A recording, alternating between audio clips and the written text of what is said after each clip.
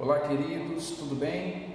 Quem fala aqui é o professor Alan e, dando continuidade aos conteúdos de genética, nós iremos falar hoje sobre mutações, tá? As mutações são alterações que ocorrem no DNA. Quando essas alterações afetam somente os genes, as mutações são denominadas de mutações gênicas, tá? Essas mutações aí estão associadas aos cânceres. Agora, quando elas afetam o cromossomo como um todo, elas são denominadas de mutações cromossômicas, que é o que nós vamos tratar na aula de hoje. Tranquilos?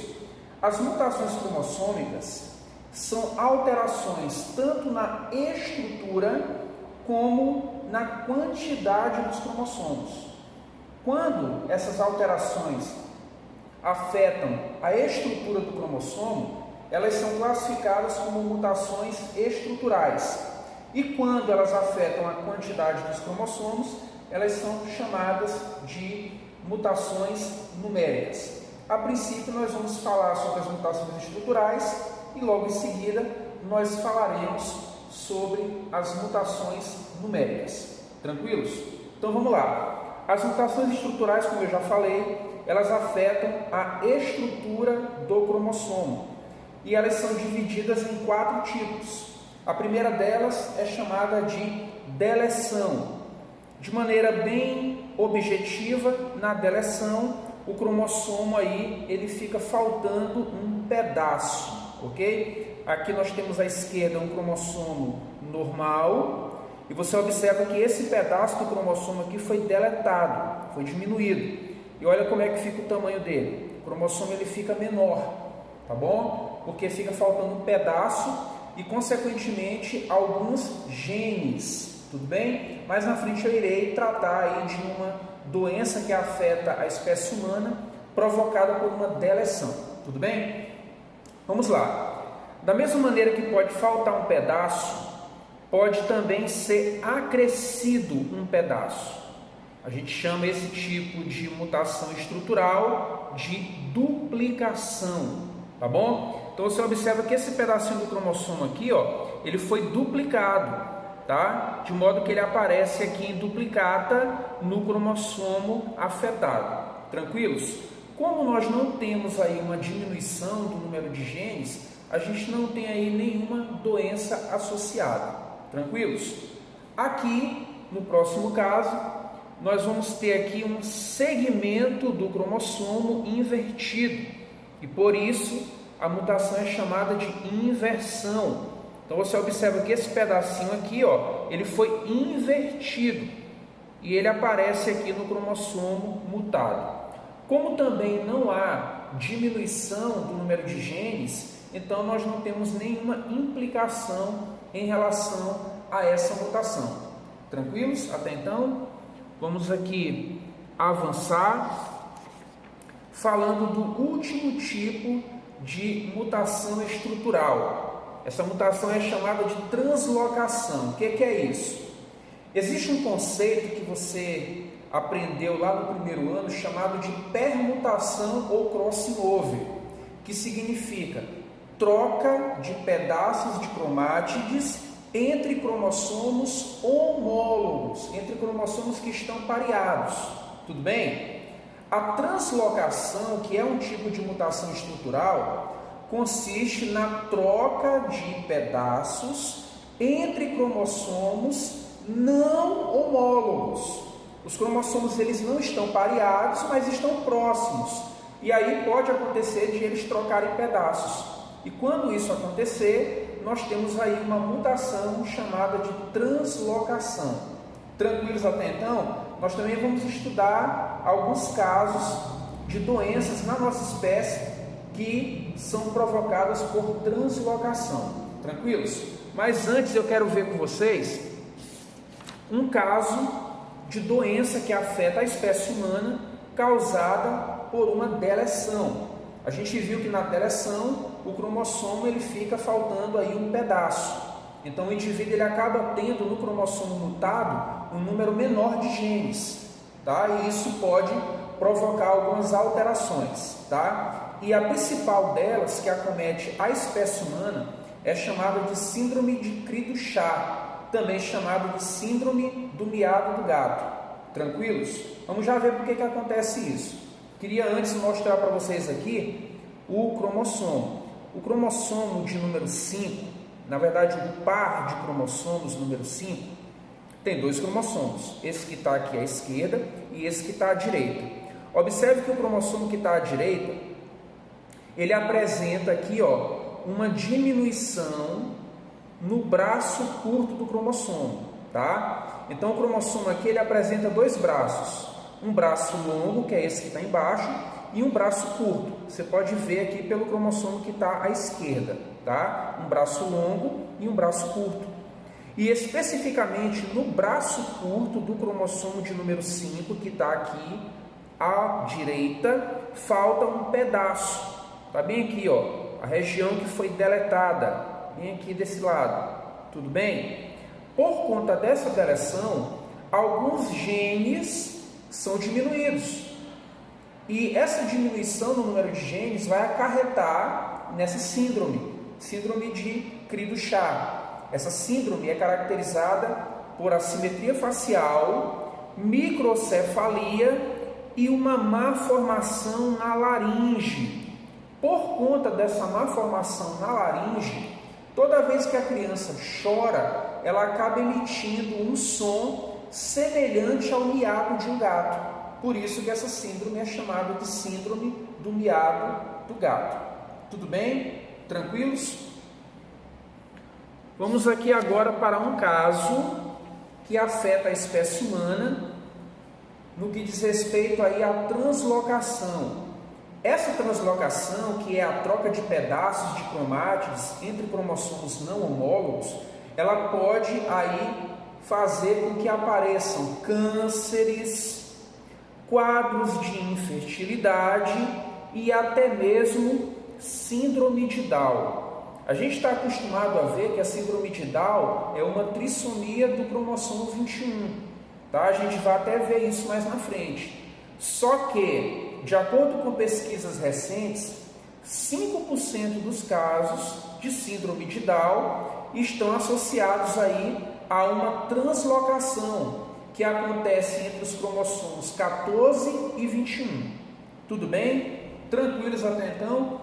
Então vamos lá, vamos avançar falando agora sobre as mutações numéricas. Como eu já mencionei, as mutações numéricas são aquelas que afetam o número ou a quantidade de cromossomos. Didaticamente, essas mutações numéricas estão classificadas em euploidias e aneuploidias. Qual é a diferença entre elas?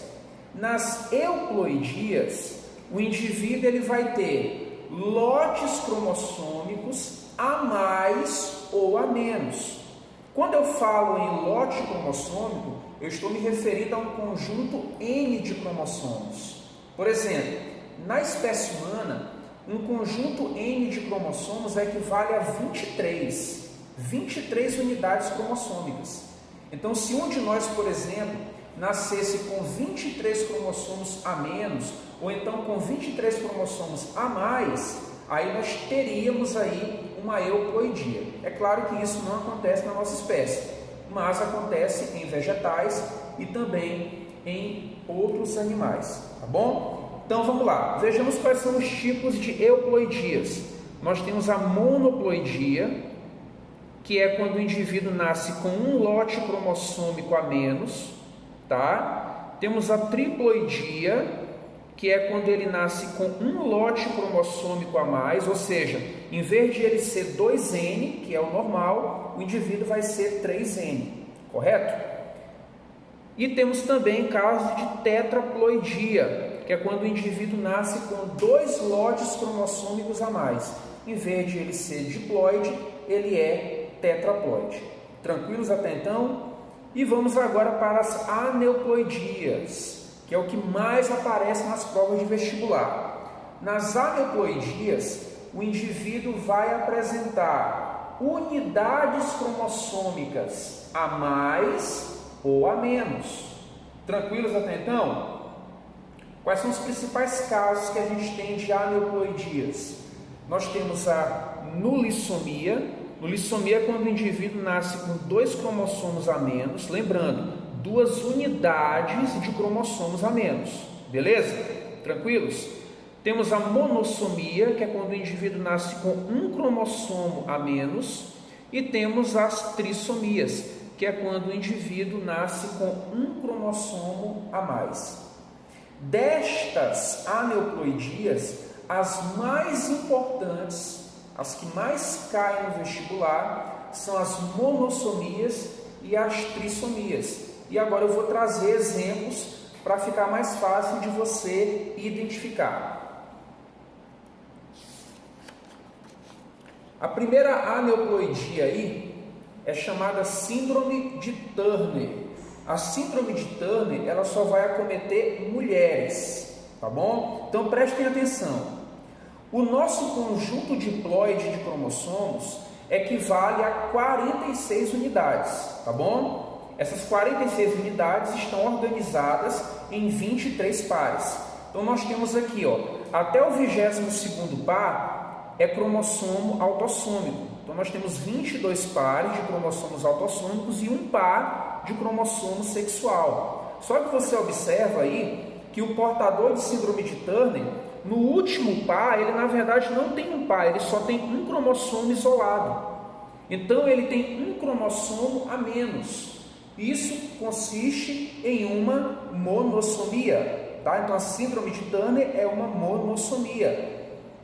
O indivíduo do sexo feminino aí, em vez de ter 2 cromossomos X, ele só apresenta 1 cromossomo X aqui isolado, tá? E esse aqui é o cariótipo do indivíduo. Ele não tem 46 cromossomos, mas sim 45, tá? Dos 45 cromossomos, ele só tem 1 cromossomo X. Tranquilos até então? Mulheres afetadas com essa síndrome, elas normalmente têm baixa estatura, retardo mental e o sistema reprodutor infantil. Por exemplo, os ovários dessas mulheres são atrofiados e por conta disso, a maioria esmagadora delas não consegue ter filhos. É um número muito pequeno de mulheres com síndrome de Turner que são férteis. A maioria é estéril. Tudo bem? Tranquilos?